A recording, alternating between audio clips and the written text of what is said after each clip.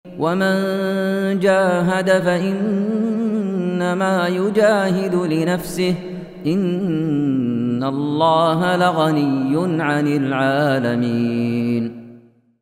Yang terakhir di sini saya berikan sebagai usulan dan solusi ya di dalam pembahasan ini ya terkait dengan masalah lingkungan hidup dan kehutanan. Yang pertama, pembekalan ilmu agar setiap manusia menyadari tanggung jawab dan kewajibannya. Ya, dan saya pikir ini adalah hal yang paling penting karena kalau adanya kesadaran di dalam hati ini yang memunculkan kekuatan yang kadang kita tidak bisa membayangkannya. Mungkin dia sendiri akan melakukan aktivitas-aktivitas yang kita tidak sangka dan kita tidak duga. Kita berikan dari bekal-bekal dalam hal tersebut. Kemudian yang kedua, menghidupkan penghijauan dan penanaman hutan. Ini penghijauan dan penanaman hutan ini dari makna di dalam syariat diterangkan akan keutamannya, dasar-dasarnya, simbol-simbolnya, perkara-perkara yang terkait di dalamnya. Ini pokok yang kedua. Kemudian yang ketiga, menjaga kebersihan lingkungan. Karena di dalam syariat kita juga di kebersihan itu adalah hal yang dipuji. Nabi SAW bersabda, "At-tahuru syatrul iman." Kesucian seperdua dari keimanan. Kesucian itu ada dua maknanya. Ada suci lahirnya, ada suci batinnya.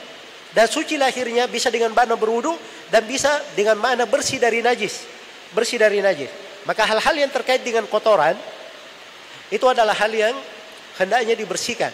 Karena itu di masjid dari pahala yang baik, seorang di masjid dia membersihkan masjid. Ada satu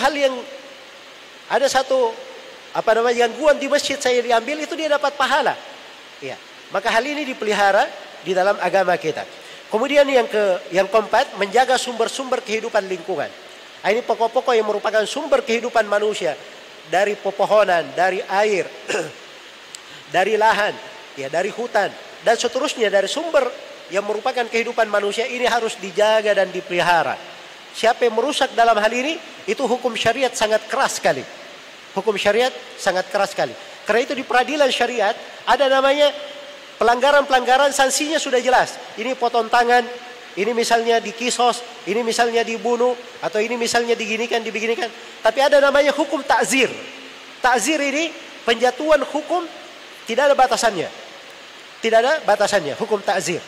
Dan bisa dijatuhkan. Karena itu orang yang minum sabu-sabu misalnya, mengkonsumsi sabu-sabu, dia boleh dicambuk 40 kali. Sama dengan peminum khamar. Tapi boleh juga dijatuhi hukuman mati. Boleh dijatuhi hukuman mati. Orang yang korupsi bisa dipotong tangannya dalam hukum syariat. Tapi orang yang korupsi itu bisa juga dijatuhkan hukum mati di dalam syariat kita. Dari pembahasan ta'zir. Kenapa? Sebab dia mencuri harta umum. Dan membuka pintu ini pintu bahaya untuk negara dan masyarakat.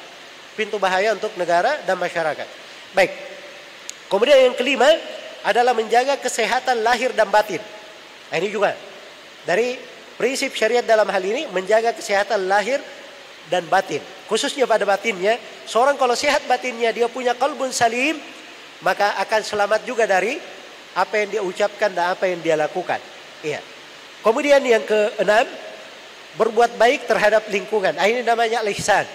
Al-ihsan, dia berbuat baik kepada lingkungan. Karena Allah telah menetapkan untuk berbuat baik pada segala hal. Pada segala hal. Termasuk pada lingkungan dan kehutanan. Kemudian yang ketujuh adalah menjaga keseimbangan. Semua sudut tegaknya kehidupan. Iya. Semua sudut tegaknya kehidupan. Karena di dalam Al-Quran itu diatur. Dan telah ditetapkan bahwa manusia ini dicipta dalam kondisi yang paling sempurna. Segala sesuatu Allah Subhanahu wa taala telah memperbaiki penciptaannya. Maka keseimbangan dan keutuhannya itu dipelihara. Dan inilah fungsinya di setiap sudut dari departemen pemerintahan kita memang harus menjaga dari fungsi-fungsi keseimbangan di setiap bidangnya, termasuk di lingkungan hidup dan kehutanan. Menjaga keseimbangan dalam hal ini dari perkara pokok yang terkait dengan masalah lingkungan hidup. Ya wallahu taala alam.